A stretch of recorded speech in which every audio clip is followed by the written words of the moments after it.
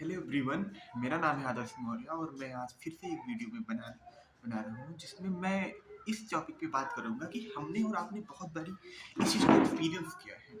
किसी न किसी लेवल पे दो ऐसे लोग जो किसी एक लेवल पे होते हैं उनमें से एक, जबकि ऑलमोस्ट सिचुएशन सेम होती है, most of the case condition same होती हैं, लेकिन एक ऐसा कुछ डिसाइड करता है और आने वाले सालों में, अगले कुछ एक सालों में, 2 साल 5 साल एक नई डायरेक्शन में चला जाता है और अल्टीमेटली अल्टीमेटली वो एक नया डायरेक्शन अचीव करता है और दो सिमिलर लोग जो कि ऑलमोस्ट सिमिलर थे एक नए नए टारगेट्स पे निकल जाते हैं और उनके सक्सेस में बहुत ह्यूज डिफरेंस आता है। तो कभी आपने इस बात को सोचा है कि ऐसा क्या हो जाता है जब ये चीज़ ह्यूमनली पॉसिबल थी तो वो दोनों के लिए पॉसिबल थी, तो डिफरेंस कहाँ से आया?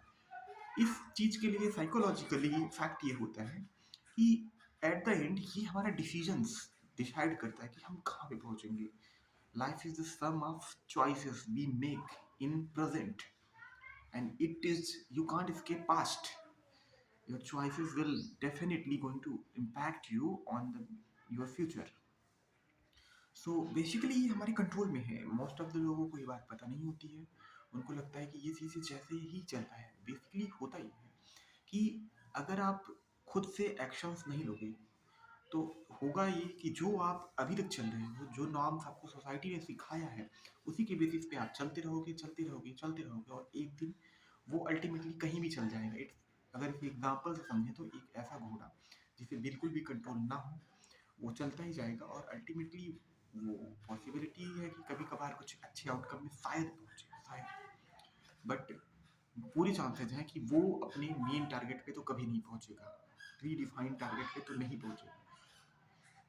अगर आप किसी चीज़ में इनफ पेन यूज़ कर देंगे, पेन ऐड कर देंगे, अंदर से सेंसेशन, अंदर से डीप इनसाइड से, तो आप उसे करना नहीं चाहते हो। मोस्ट ऑफ द केस हम सोचते हैं कि हम ये कर लेंगे, हम वो कर लेंगे, लेकिन हम फिर भी चेंज नहीं होते हैं। इसका मेन रीज़न ये होता है कि डीप इनसाइड हमें उस चीज़ में एक सिक्योरिटी फील होती रहती है और हमें अच्छा लगता है। मीन्स अनकंफर्टेबल सिचुएशंस में जाने में जो एफर्ट लगता है उससे बचने के लिए हम कंफर्टेबल जोन में ही रह जाते हैं।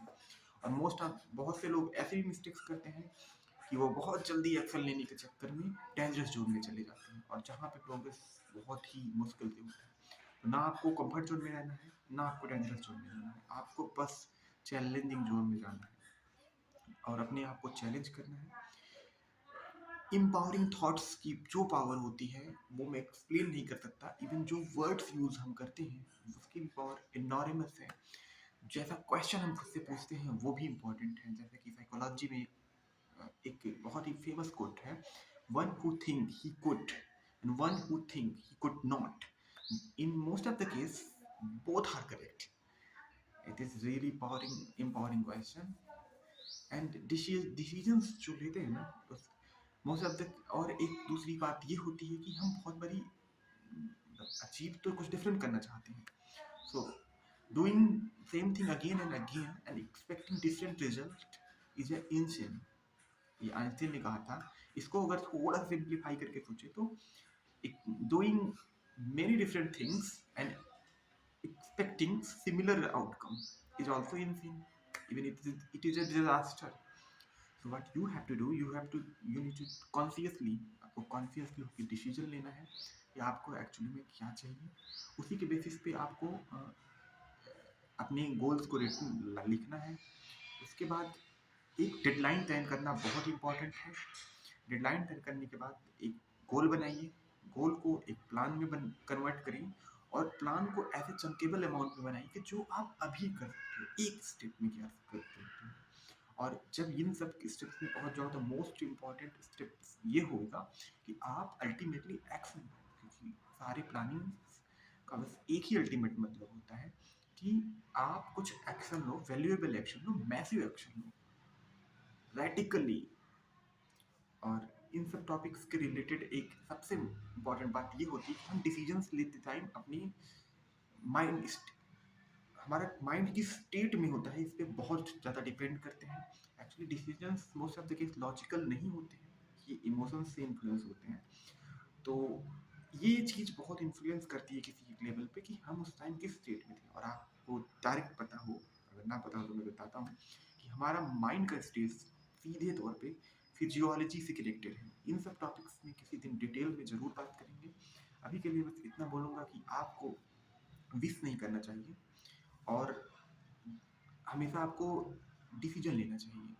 डिसीजंस इतने बड़े नहीं लीजिए कि जो आपको एक अनकंफर्टेबल सिचुएशन में डाल दें, बिकॉज़ हमारे माइंड को जब ऐसा लगता है कि एक्शन लेने से कुछ चेंज आएगा ही नहीं, तो अल्टीमेटली वो अपने जिस स्टेट में है, कंफर्टेबल स्टेट, उसी में रहना चाहेगा और उससे अल्टीमेटली हमें कुछ भी नहीं मिलता है और बाद में हम इन्हीं सब चीज़ों के बेसिस पे रिग्रेट करते हैं, जो कि हमें एक्स्ट्रा पेन देता है और हमारी जो फ्री टाइम्स होते हैं, उसे भी खराब करता है और अल्टीमेटली इस चीज़ का क्या ही लॉजिक? यू डोंट मैं ये बात पहले से कह चुका हूँ, फिर से कह दे रहा हूँ, nothing ever happen in future, nothing ever happen in past, everything is happen in present and that is now. So that is the something evoking and empowering thoughts I would like to sum up my video. Thank you for watching. किसी और video में हम बात करेंगे empowering thoughts and questions के बारे में, empowering questions के बारे में, empowering words के बारे में. अभी तक के लिए तब तक के लिए बाय, जय हिंद.